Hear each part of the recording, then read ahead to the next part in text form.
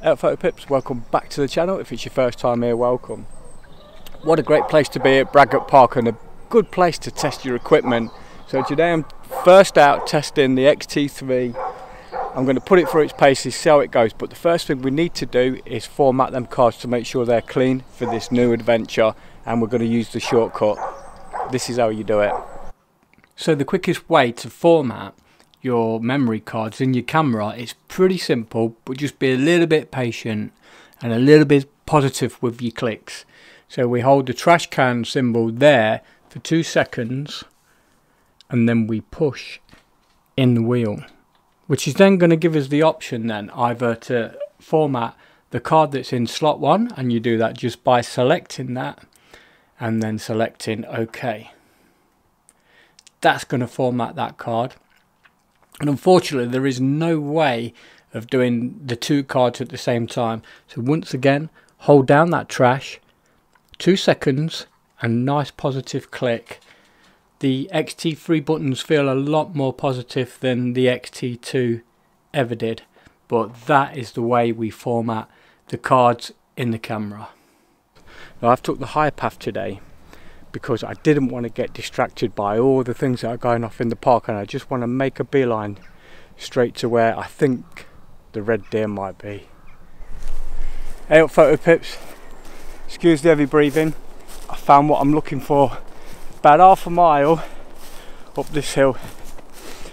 Knowing where to look is 90% of photographing wildlife, because if you don't know where to look, you're just going to get the same old.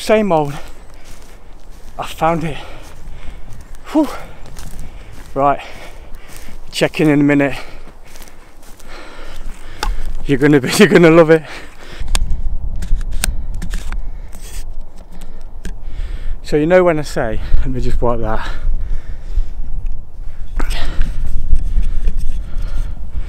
You know when I say you're looking for deer in Bradgate Park, red deer, they're so scarce, very difficult to find. But if you know where to look, you can find them. And you'll find something like this.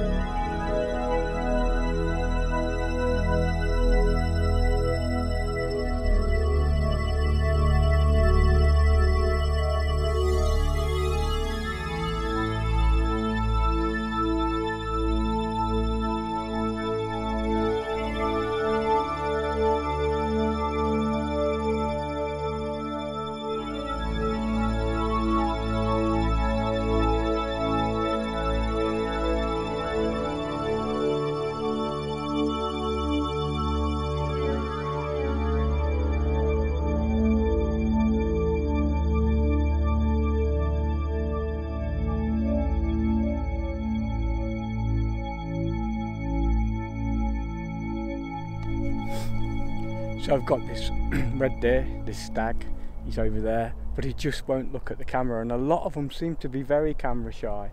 So what I'm going to do, it's a long way around, but I'm going to make my way around so I'm facing him, because he has sat like that for a while now. I went back over there to look at some other ones, but they've just really not as many as this. This guy is a proud leader. He's got plenty of ladies. I think he loves them.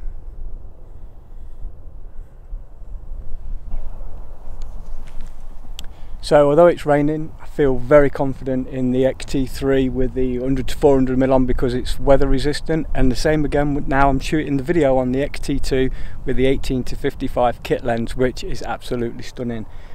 The kit now is exactly where I want it to be. Audio should be fine. I'm using the Rode Micro Go, which seems sensational, and everything now is where I've wanted it to be for a long time.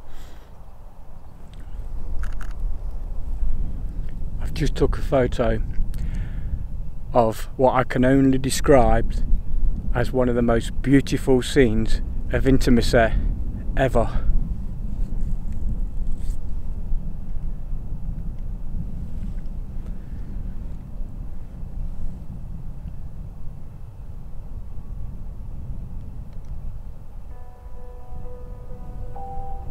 A scene of power yet beauty. Quite stunning.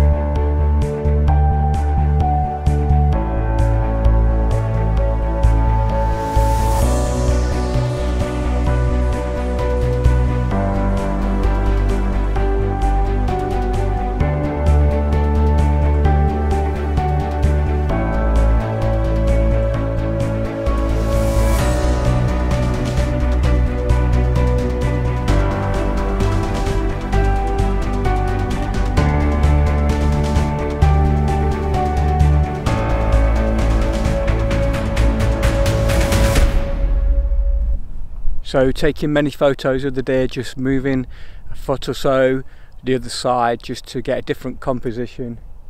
Seems to work really nicely. Shooting between the deer and then bringing the deer in and out of the foreground and background, and then just isolating the stag. Makes for a stunning image. I'm just going to stand in this corner for a while and hope that the deer come to me.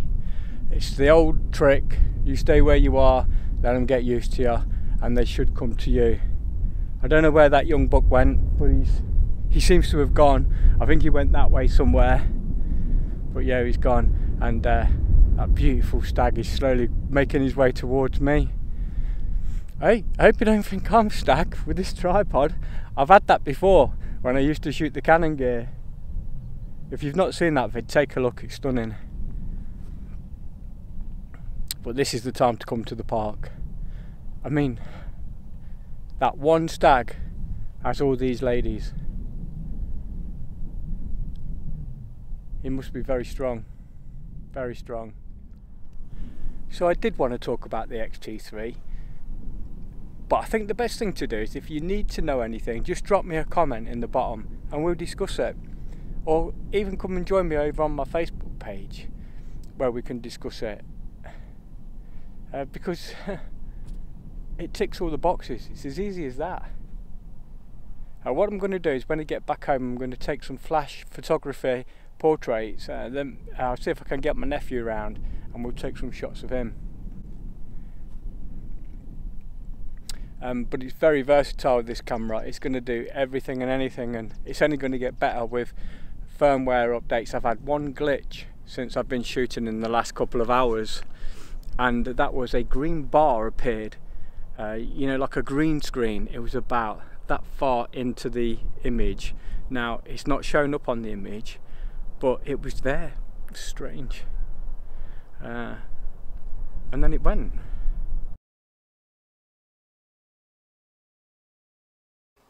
This camera, to me, is a piece of artwork in itself. I think it's majestic, it's magical, and I absolutely bloody love it. Now, the other thing that I've found with this is the focus, the EV focus is -3 now, and believe me when I say this, it can almost focus in pitch black. In fact, it probably can focus in pitch black, and I'm going to show you now how well it focuses in pitch black.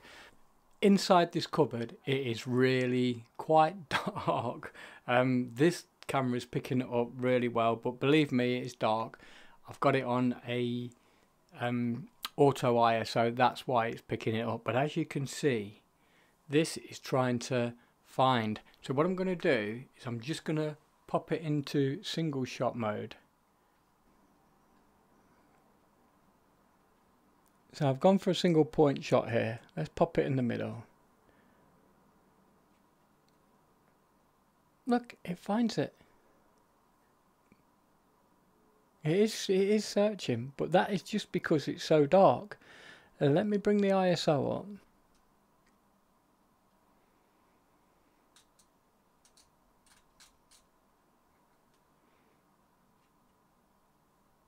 There you go.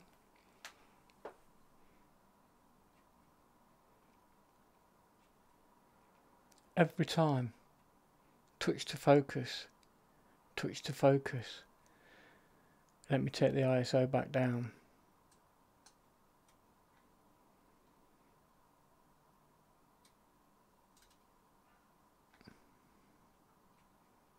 Got it. Got it.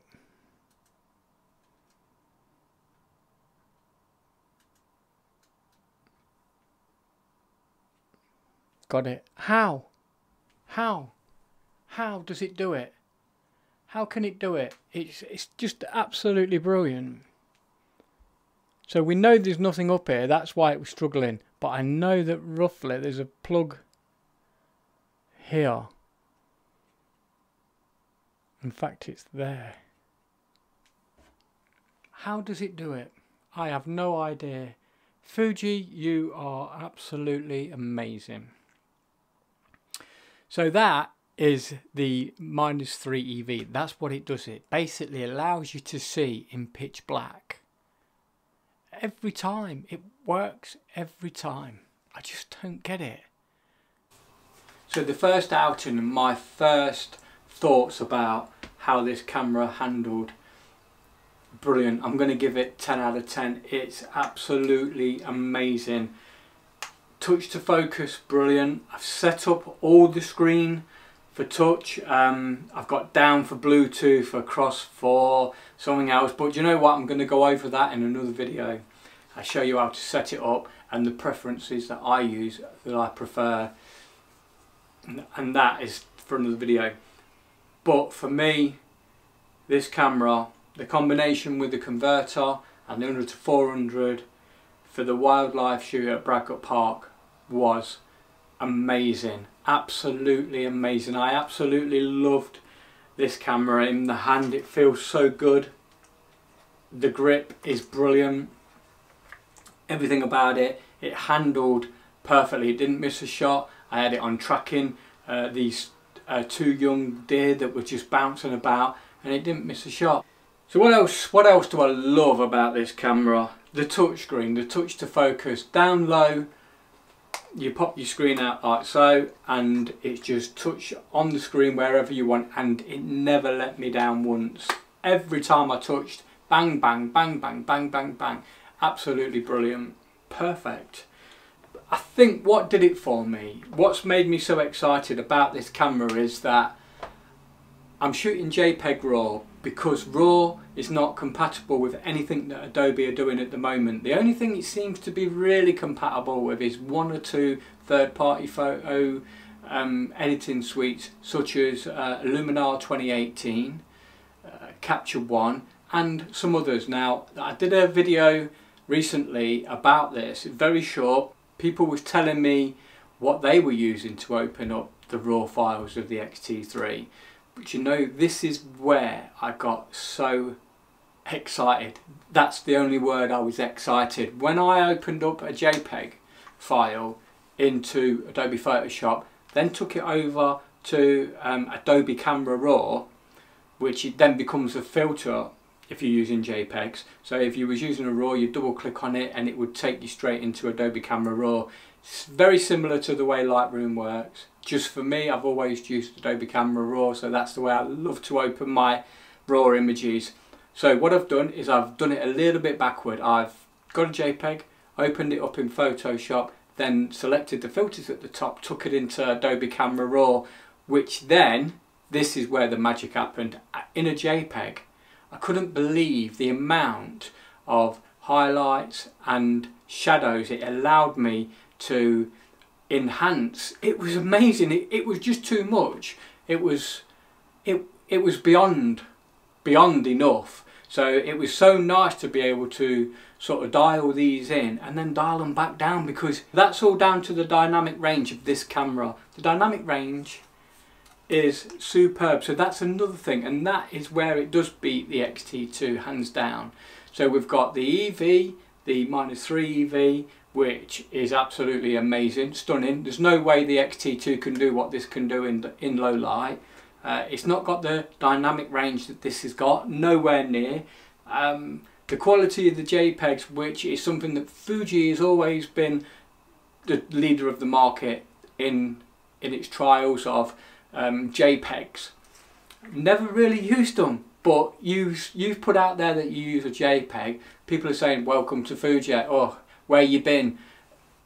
I always use RAW. I've always shot RAW from basically day one until this camera, and the fact that Adobe has forced me to shoot with a JPEG. So I want to just say thank you to Adobe for making me use JPEG, because the JPEGs in this camera are stunning. You need to get this camera. It's as easy as that. I'll stick my neck out and say you need to get it. I love it. Alright guys, with that said, keep in mind there's going to be a new video coming out about the shortcuts and anything that you can do to aid your photography using the X-T3. That's coming soon. Other than that, don't forget, get out and shoot. You know you want to. Cheers. See you soon.